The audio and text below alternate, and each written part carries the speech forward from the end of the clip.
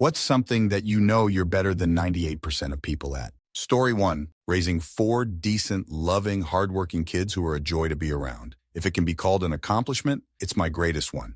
They are 4 of my favorite people to spend time with and make me incredibly proud. I'm amazed/saddened at the lack of parenting effort or skills I see in the parents of their contemporaries, regardless of social or economic advantage, and the effect on those kids as they enter young adulthood. Obviously, we made mistakes every day, every single day, but our time and effort was invested in helping the kids develop into good, decent people who would be good friends/spouses/parents/citizens, not trying to be buddies with our kids, maintaining good communication and trust and having fun, and building good memories together. Story 2. American Indian Law. I haven't been a practicing attorney for a few years, but currently work in a legal adjacent field. Multiple times I have had people come in with all sorts of ideas on how the laws work on a particular reservation. This particular tribe has its own bar, and I may be one of 200 people in the world who has taken and passed their bar exam. Needless to say, I have had to correct many a false assumption. Story 3. Olympic-style fencing, of course. Not because I'm an excellent fencer or anything, but because it is a wildly uncommon sport. Here in the US, for example, the total number of registered fencers, which includes very nearly everyone with anything more than a few beginner training sessions, is under 100,000 people. While it would be difficult to compile actual numbers the world over, and while the sport is much more popular in other countries, there is no chance that more than a fraction of a percent of the world's population has any fencing training. Story 4. Golf. It's been said that only 5% of the world's golfers, not people golfers, can shoot under 90 for 18 holes, and that only 5% of them can shoot under 80. I've shot under 70 multiple times. So that's at least the top 5% of the top 5% of the top 5% in a sport that not every person on earth plays. I like my odds on being top 2% overall. Story 5. I hate it, but grading comics and cards. I can take a 10-second look at a comic or baseball MTG Pokemon card and give you an exact grade it would receive from a professional company, and I've never had training. Last I checked, I've done it for about 400-ish products and been right 99% of the time. It's my one innate talent, and it has no use at all since I don't collect or get involved with them anymore, and it's not really marketable in a way that actually makes decent money. Story 6. Long-distance running. My marathon time is about 3 hours 45 minutes, which, in terms of marathon runners, is pretty bang average. But if you take a random sample of 100 people, way less than 2% of them will have run a marathon. To be honest, any skill that you've put more than a few hundred hours of practice into, you're probably better than 98% of people. Story 7. Singing. This for sure. A little backstory: I've been singing since I was 3. One of those choir kids, always singing in the shower. You get the point. When I was growing up for years, my parents would fight really bad. So what did I do? I went in my room and played any pop/trendy/modern music I could find. I started out listening to Katy Perry, Lady Gaga, Selena Gomez, Adele, then artists like Marina, Madison Beer, Ariana Grande, Shakira, Lana Del Rey, etc. Slowly over time, all I would do was listen to music and sing along. Well, one day I was listening to Katy Perry's 2012 Prism album, and I was singing along, not only realizing that I sounded good, but I could sound exactly like her.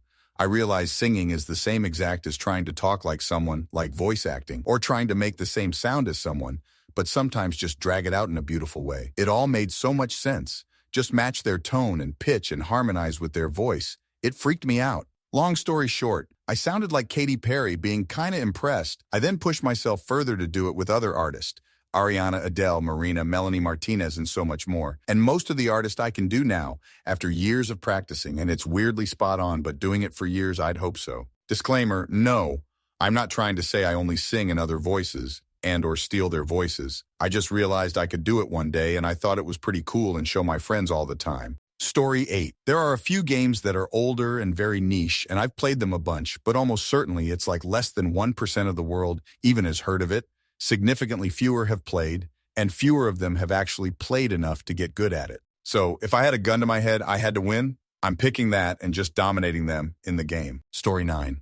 Perseverance. If y'all knew the stuff I've gone through and managed to bounce back from, granted I'm in a 3-month depression right now, but I'm still here willing to wallow because I know it will get better. Being unemployed and struggling will get better. Once I finally have the chutzpah and the passion, I'm going to be evolved again. It's like cocooning, I just know it. Story 10. Lying. I've been lying since I was a child, and no one has ever found out or been able to prove that what I say is not true. If you believed what I wrote is the best proof that I'm a better liar than anyone else, and if you think I'm lying, I'm sure you can't prove it. So count it as the truth, and I'll get away with it once again. Story 11, detecting when people are lying to me. In my profession, I often have to ask people questions I already know the answer to. My questions are mostly to jog their memory, or get them to admit they made stuff up and then just tell me the truth. Over time, you learn people will say whatever they can if they think it'll get you to give them a magical get-out-of-jail-free card, when really we just need to them confirm that they know what we know. Story 12, teaching math. I'm a high school math teacher and I'm good at my job. Considering that there are over 8 billion people in the world, the top 2% of the population is 160 million people. There's not even 160 million teachers worldwide. So I feel very confident saying I'm better than 98% of people at teaching math. Story 13, objectively measurable, typing speed, 130 plus WPM AFG League of Legends, Diamond 3 World of Warcraft PvP, Arena 2300. Subjective, IDK nothing? I would never say I'm better than 98% of people at anything that doesn't have like direct comparison and measurement like ELO or something like that. And even then, I wouldn't really mention it unless it was absolutely relevant and basically prompted in conversation. Like someone super inexperienced repeatedly criticizing me playing one of the games I'm proficient at. Story 14, wanting people to be happy. This is not a joke or exaggeration. The nicest people I know still turn rabid when it's us versus them. I genuinely want even the people who fill me with hate to be happy when it's all over. It's easy to want it for people you identify or sympathize with. I genuinely want what's best for every last person. And when I get away from the internet and alone in a room with some of the people I really figured were more sympathetic than me, they really aren't. At best, a lot of the good ones are live and let live types. At worst, people genuinely want others to fail hard. Actual desire for anything bad for another person doesn't even compute for me. I've fought, screamed, broken things, said aggressive things, so I'm far from immune to experiencing hate. It's just that once that fire is out, I really don't understand truly wanting bad things for others. I find myself genuinely hoping my worst enemies are happy and that they just stay away from me. I used to be such a mean guy, I don't know what happened. I miss it. Story 15. It's not that hard to be better than 98% of people if your job or hobby is even slightly obscure. I bet I make better yogurt than 98% of people. Even though 3 days printing is popular, I still think I'm more knowledgeable than 98% of the population, especially if the population sample is my town of old people. Story 16, beating the absolute radiance in the Hollow Knight game. Less than 1% of players have this achievement, and most of the world don't even play the game. It's a very hard fight, and it was a very emotional moment when I finally made it. I played the game together with other 8 friends for over a month before I moved to another country. We have matching tattoos of the game's main character, and I will never forget these moments. Still an experience few people will ever have. Story 17, learning. The more my brain has developed, I can pretty much learn any job or task. I'm high-functioning ASD, which I think has a lot to do with it. Also have a semi-photographic memory. My brain decides what I remember based off its importance. It's a weird thing because I never had the support I needed in school because I was undiagnosed. Who knows where I'd be now if I had an IEP. Story 18, faking being interested in my CEO and CTO tales and achievements. They invite me for drinks and meals with upper management, and I'm not even part of that group. They just talk to me at those events. Couldn't care less how they think they are so cool. Guess I am pretty good at that, knowing that we went through 3 CEO in my tenure, and every one of them has acted the same way towards me. Story 19. It's probably video editing. Started editing in 2013. I can use any editor, create any type of video with any type of effect, and spend months editing single videos. Recreated movies and video games, had video editing jobs, edited videos for YouTubers and live streamers. After 14 years of editing 1,000s of videos and spending literally 2 years of my life just editing videos, not including everything I created for the videos, I stopped last year because I realized there's a world outside. I had anxiety and depression for nearly 20 years. I was trapped inside my house. Video editing and gaming were a distraction from the anxiety and depression. I stopped making videos last year and very rarely play games. I overcame my anxiety and depression. I now have 2/3 jobs, and I'm out in the world trying to catch up because I'm about 18 years behind someone else who is 35. I got my first job when I was 32. I don't need video editing and gaming to distract me anymore. I was an amazing ride, and I've had some unforgettable moments in games with randoms all over the world. It's time to let that stuff go, and new things come. I'm better than you at video editing. Probably. Story 20. Interviews. I am a god when I'm under that very specific type of pressure to perform. Based on interview skill and prep alone, I make over 6x what I did 5 years ago. And now I'm in a job where I'm the least educated or technically skilled person on my team, but also had the only fully inclined interview process of any of them, meaning at least 5+ people signed off on extending me an offer after meeting with me one after the other for an hour each. Story 21. I'd reckon almost everyone is better at least something than 50 random people drawn from all over the world. We're just used to comparing ourselves to other people doing that thing too. Like I'm rarely the best person singing karaoke, but if you forced a random sample of people, some who didn't even want to sing karaoke to do it too, I might clock in the top 2% pretty consistently. Whatever weird software you have to use for your job that you hate and feel like you suck at, you're probably better at it than a bunch of random farmers and baristas and real estate agents and law clerks drawn from all over who've never used it before. You just think you suck because the people around you are not a representative sample of the whole world. Story 22. Talking for days on end in front of any number of people and being extremely quick-witted on top of that. Throughout my life, people have always said I should be on the radio and that I should start a podcast. My best friend since we were in diapers recently told me that I was uniquely social, and that's been sitting on my mind every day since. Story 23. If I had to choose, maybe spinning a coin on its edge with only one hand. As a kid, for some reason, I thought that was the only way to do it, until I did it one day in high school, and people freaked out at how fast it spun from a single whip between my thumb and index finger. Apparently, everyone else uses two hands, which I can't hardly do, or holds it with one finger and then flick one edge of the coin. I just hold it in my hand and whip it. Story 24. Musical memory. I can remember tunes on the guitar, even complicated ones like Cliffs of Dover, after playing them through just a couple of times. Unfortunately, what I'm not good at is hand-eye coordination. So even though I can pick up songs super fast, someone with a musical memory but expert hand-eye coordination would probably learn to play a piece perfectly more quickly than me. Story 25. My IQ. According to Mensa, it is over 156, which puts me above 99% of people. But that's it.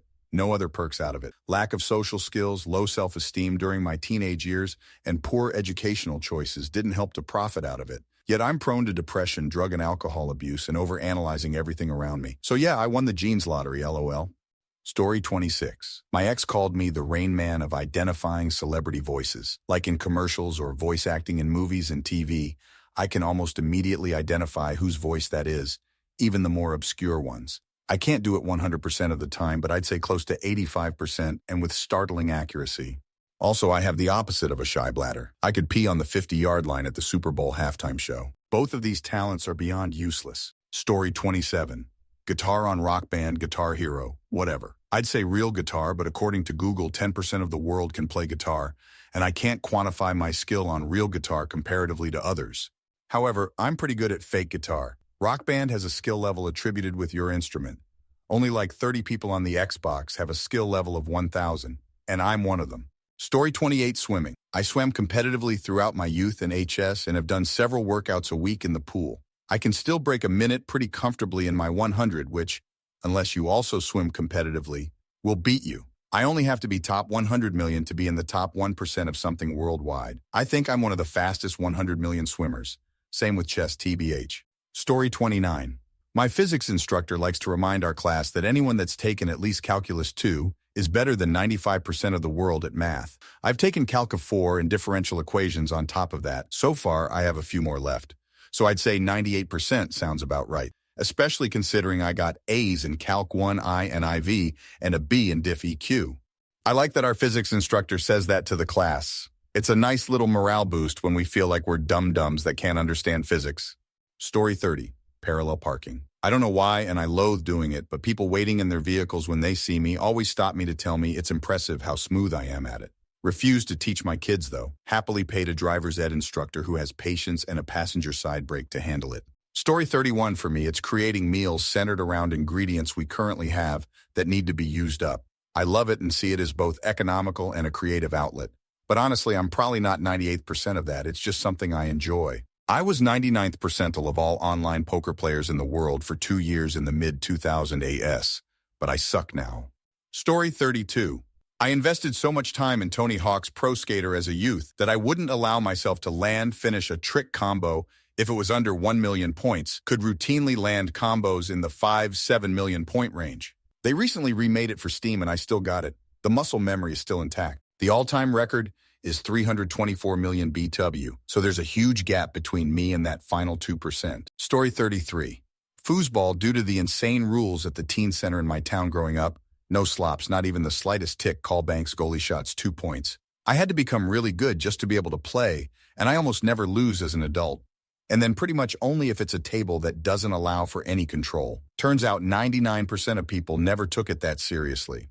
Story 34. Teaching people with absolutely zero understanding of technology how to use a smartphone and a computer. I actually went to grad school so I could become a humanities professor, but that didn't pan out. I ended up spending a couple of years at a job in which I was tasked with teaching formerly incarcerated adults, many of whom spent 25 plus years in prison, how to navigate modern technology. I got very good at it. I have great patience and I feel genuine joy when I can see the puzzle pieces fall into place for a learner. I never thought I would be teaching tech, as I mostly read novels and critical theory in college, but I've always been a tech junkie myself, and have always been able to learn new things very quickly, allowing me to turn around and teach others without hesitation. Now I'm working at another nonprofit that specifically looks for formerly incarcerated folks when hiring employees, which means many of my coworkers also have very low-tech skills. I've been able to teach most of them, not only how to use their computers, but how to effectively utilize programs like Salesforce. I've even gotten the organization out of the habit of keeping handwritten client case notes in favor of digitized/type notes, which is huge for them. I've only been with this new org since November, and yesterday my supervisor told me the big boss is prepping to offer me a promotion to a new role created just for me, in which I will have the amazing opportunity to create and implement org-wide trainings ranging from basic tech literacy to more intricate use of the many software systems we utilize. I'm hoping I may also be offered an opportunity to use my new position to create and implement trainings in other areas, like handling compassion fatigue, addressing conflict, resume writing/interview prep, and honoring difference, all things that folks who are formerly incarcerated tend to struggle with in professional life more than other demographics. I love this org, and I feel extremely privileged to have landed here. I took on a role I was greatly overqualified for because the work matters, and the people I work alongside are incredibly worthwhile. I'm very happy that my contributions are already being recognized in such a significant way. Story 35, we got approximately 8 billion people. The top 2% of anything would be a group of approximately 160 million people. I would almost argue that any sport or activity done at least 10 times would put you into the 2% of the world in anything. As for me, I'm rated 1500 in my National Chess Federation. In other words, I am an average club-level player, but pretty sure I am sitting very comfortably in the top 2% of all people in chess. Given the International Chess Federation, FIDE only has 360K registered players. Omao. Story 36. Not getting bored. I think I'm abnormally good at being very entertained, even without much outside stimulation. I'm very good at being interested. I'm very good at staring at a wall for 3 hours. If you tell me to sit in the corner quietly for 3 hours, I see that as an opportunity. Internally, I leaf through my things I wanted to think about file, which is endless. I gather from interacting with others that this is very odd. Story 37. Catching things that I've knocked off the counter through sheer clumsy obliviousness. I go from fumbling to lightning-fast reflexes in an instant. I'm also insanely talented at righting myself and avoiding a fall after tripping over my own feet. Similarly, I can walk on untied shoelaces without issue. Story 38, Super Mega Baseball 4 Online Pennant Race. If anyone has played the game, I can actually flex because I have no friends that understand, but my pennant race is at 94 ego. I know I'm better than 98% of people because the active player base of the game is genuinely tiny, and I am quite good at it.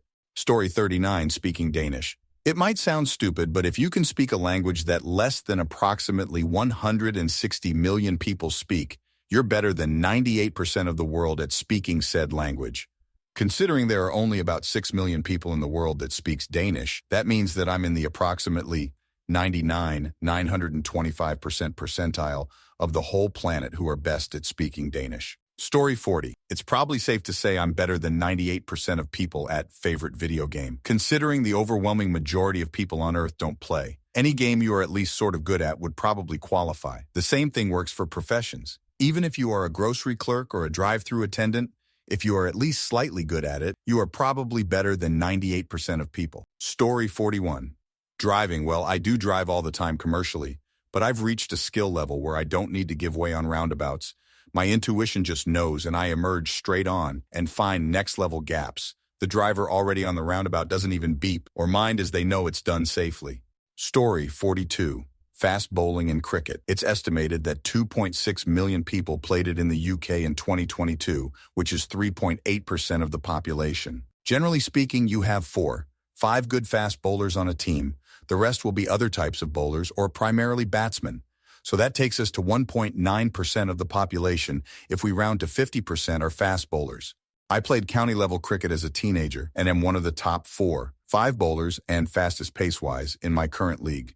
I would say that probably puts me in at least the top 10% of fast bowlers nationwide, given our league is small but contains approximately 30 fast, at our level, bowlers. That takes us to 0.19% of the population. If we then assume we can extrapolate that to the globe, due to large population cricket-playing countries being canceled out by other non-cricket-playing nations, for example, India canceled out by China, I think it would be fairly safe to say I'm better than 98% of people at it. Story 43. Avoiding problems on the streets of New York. Lived in NY since 1999. Haven't been robbed, threatened, assaulted, or harmed in any ways. I think it's kind of impressive considering the fact that all these years I've used and still using subway to commute at least 5 days a week from Queens to Manhattan. Story 44. I can infuriate anyone about anything. This wasn't an intentional skill I picked up, just a side benefit of being wildly neurodivergent and learning all the skills needed to pretend to be neurotypical. I really recommend picking up cold reading if you're neurodivergent. It makes navigating conversations and making people write off way easier. Takes a few months to start to really get it. Just stick with it. Story 45. Shooting free throws, or 3S, in basketball. Even with it being reasonably popular in a lot of countries, most of the world has not practiced as much as I have. Then, I'm beating all the babies and elderly too, so that's a large chunk of people overall. Most women, even in the US, don't play basketball at all, so I'm probably beating 99.99999% of the women in the world too. Story 46. Writing code, since most people don't know how and I do it for a living. Playing basketball, since most people don't know how and I practice every week. Lifting heavy weights, since I do that every week and most people don't. Flexibility, since I do yoga and most people don't. We are likely better than 98% of people at anything niche that we do regularly. Story 47.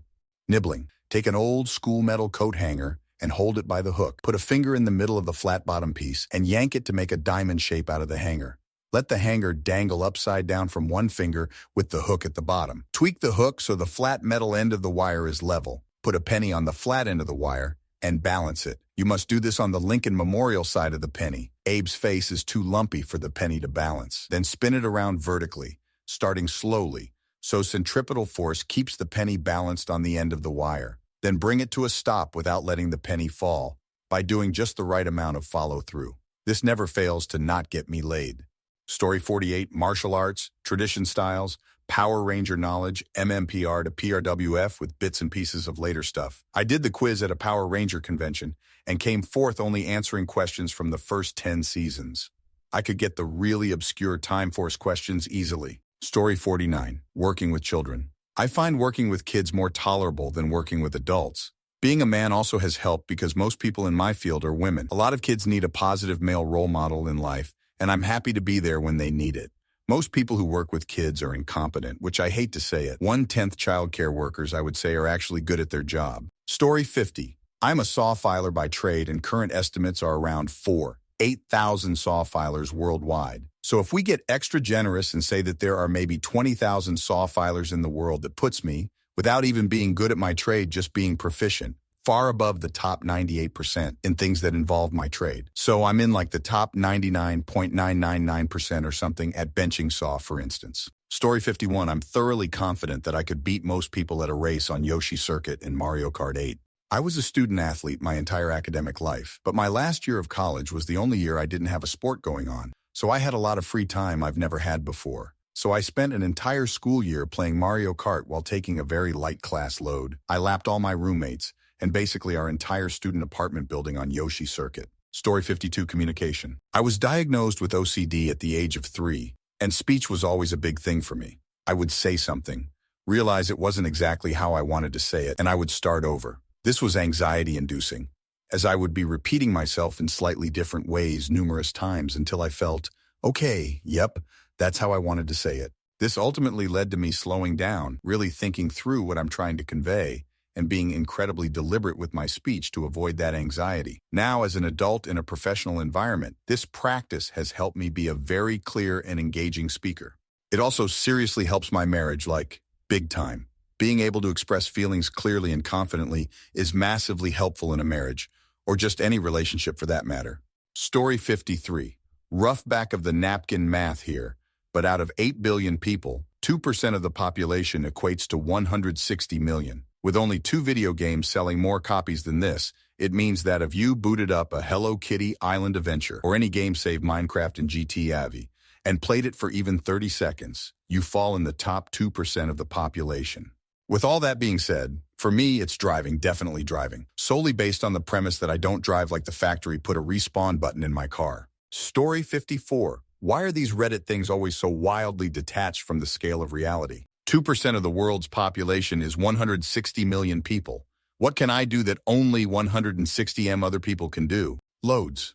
My job. I assume that's probably the same for anyone. I can't imagine there's any single profession in the world with more than 160 people doing it. Heck, for a whole chunk of people, there's probably fewer than 160 who speak their language, so talk would be an option. I'm better than 99.2% of people at being born in this country. Heck, 2% is 1/50th. You could probably pick any adult age and have fewer than 2% of people be aged. Story 55. Drumming.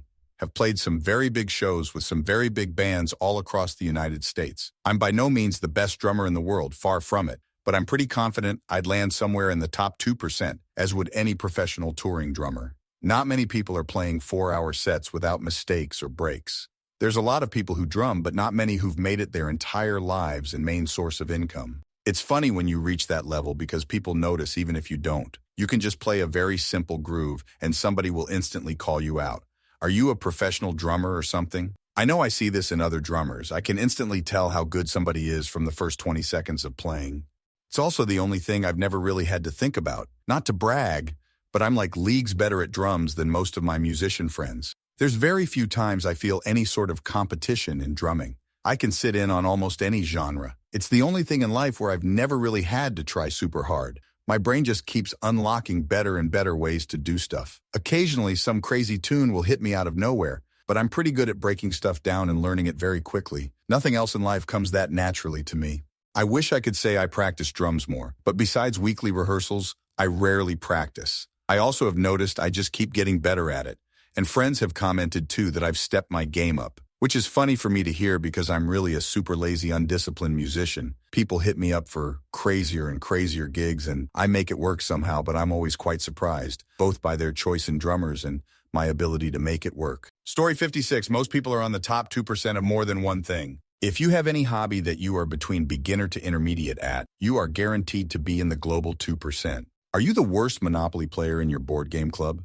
You're probably still in the global top 2% of Monopoly players, since most people have never even played the game. Do you live in the US and are above the poverty line?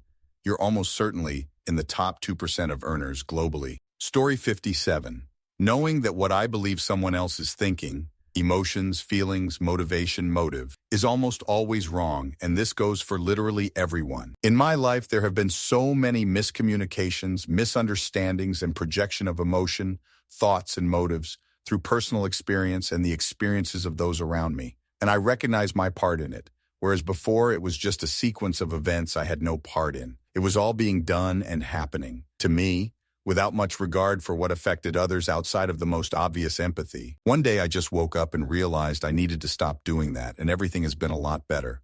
I do not hate or dislike anyone. I do not get upset when someone cuts me off.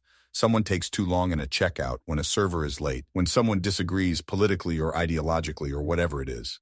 Everyone has a story, and yours isn't anything special that makes you unique or favorable in any way. We're all in this together, whether we like it or not. A lot of people think they are good at this, but they are not. They have only convinced themselves that they are good at reading people and navigating life. Until you can let go of your judgment and assumptions about others, you'll always be stuck. Story 58. Using a computer in general, which sounds snarky and like the typical computer nerd answer, but hear me out. I'm an IT engineer, and the amount of your computer can do or already does that you have zero clue about, even as a concept, it's staggering. Nobody knows even a fraction of how powerful technology is today, let alone the systems behind how we use our computers daily. Keep in mind that I'm fully aware that this also applies to me. I'm keenly aware of just how little I know, but much less than 1% are as capable as an experienced engineer at identifying, understanding, and remediating a perceived problem challenge. Story 59. Bug House and especially Crazy House. I am better than 99.99% of people in the world. It is a variant of chess. According to Google, about 9% of people in the world play chess, and I'm going to be better than a lot of them, although I'm average-ish to above average at standard chess. Bug House and Crazy House are variants, so even less know how to play, but my play style for those variants lends itself more to me to the point I am very, very good in those variants even within the group of people that know how to play, which would be a fraction of the 9% who play chess. Story 60. Losing money at the casino. I've only gone twice because of friends. The first time I had to kill 3 hours, so I put in $40 and was betting 5 cents at a time. I didn't win anything the whole time and lost $40. The second time was a work Christmas party, and I put 20 into the machine, and it showed up that there was only $4. So I called someone over, and they reviewed the machine and determined that I hit the max bet button while putting the money in, which I'm 100% sure I didn't do because I was paranoid something like that would happen. They refused to refund me, so I left. Story 61. Mario Kart Series.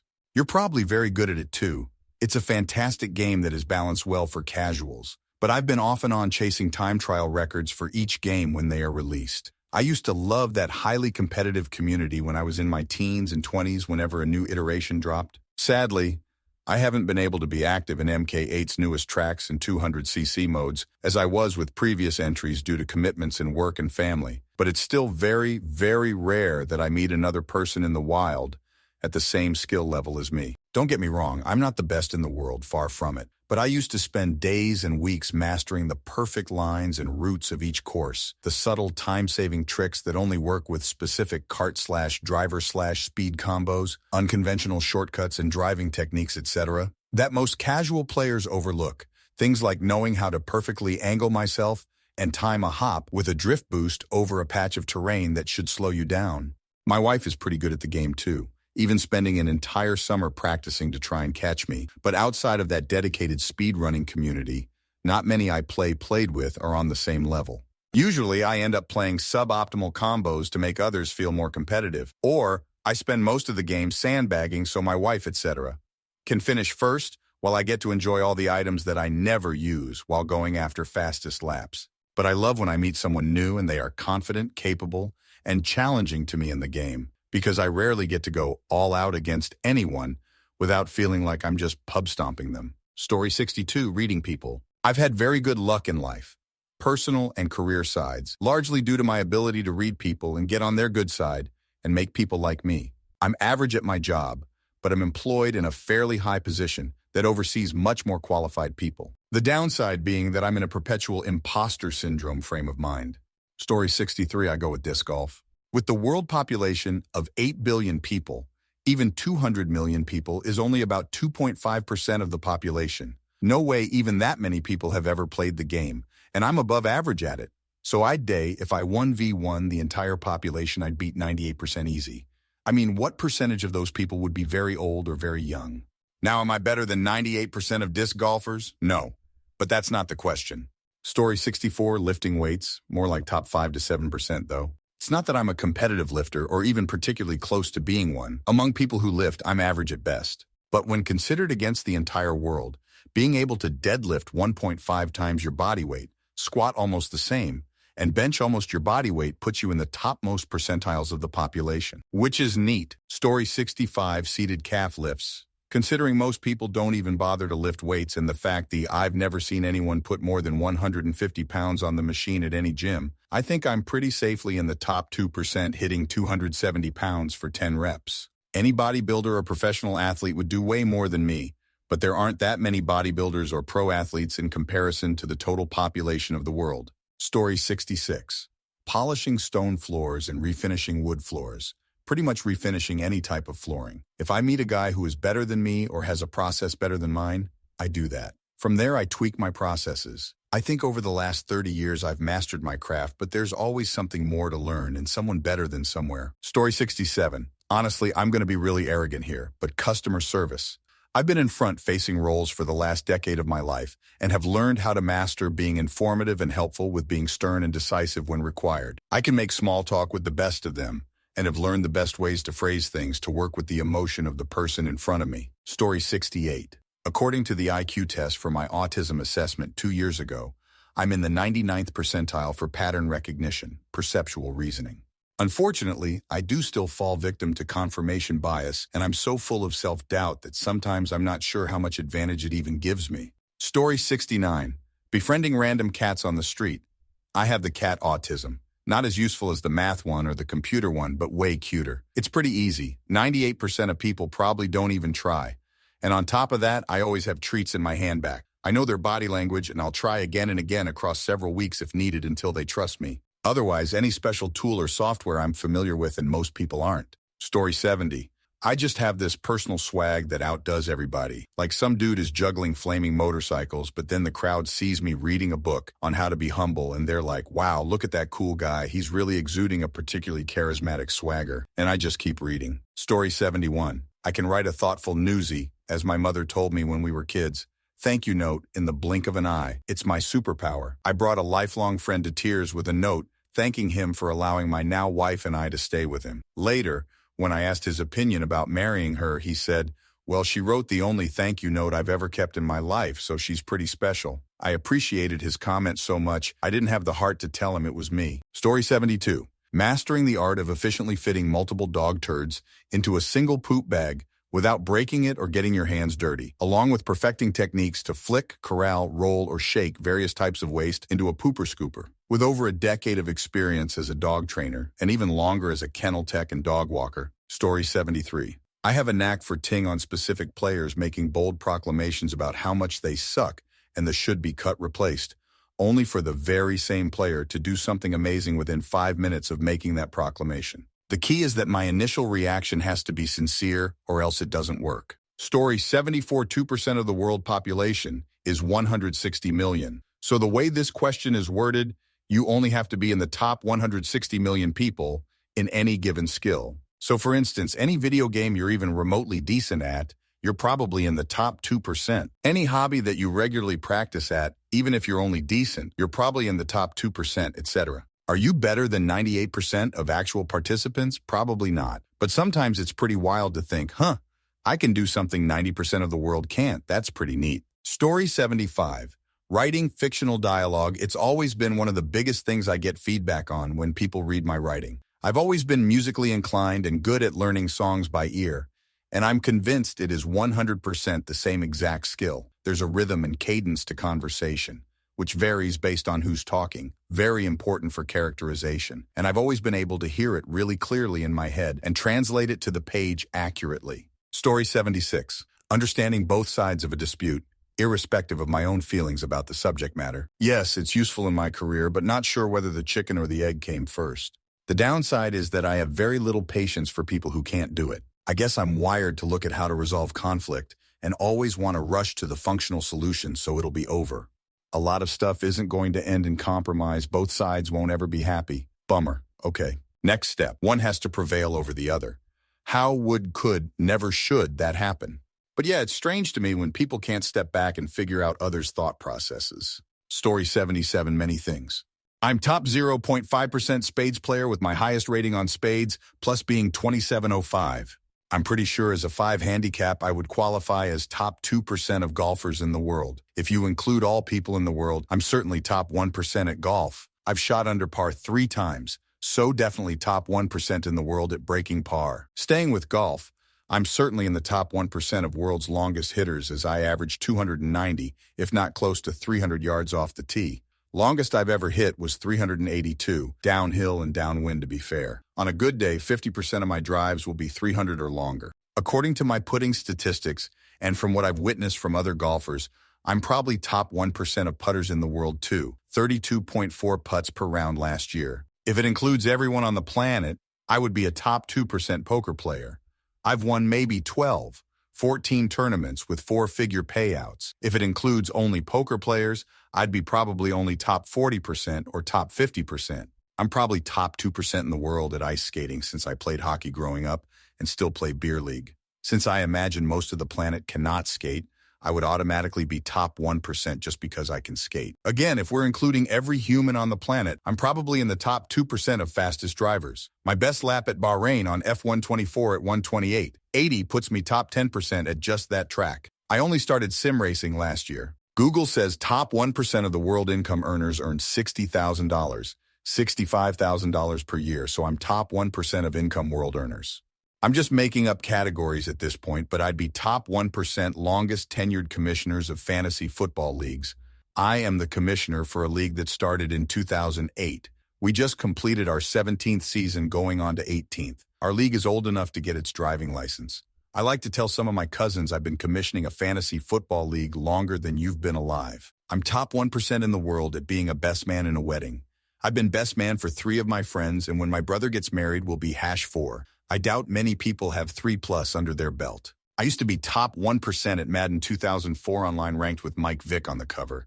I was actually the #1 ranked monthly player on NHL 18 for the month of April 2018 with a record of 34-0. Probably top 1% in NFL viewership, as I've watched NFL every Sunday from 1 p.m. to 11:30 p.m. since I'd guess 2001 or 2002. There's probably only 3 or 4 NFL Sundays I've missed since 2000. If I think of anything else, I will edit and add.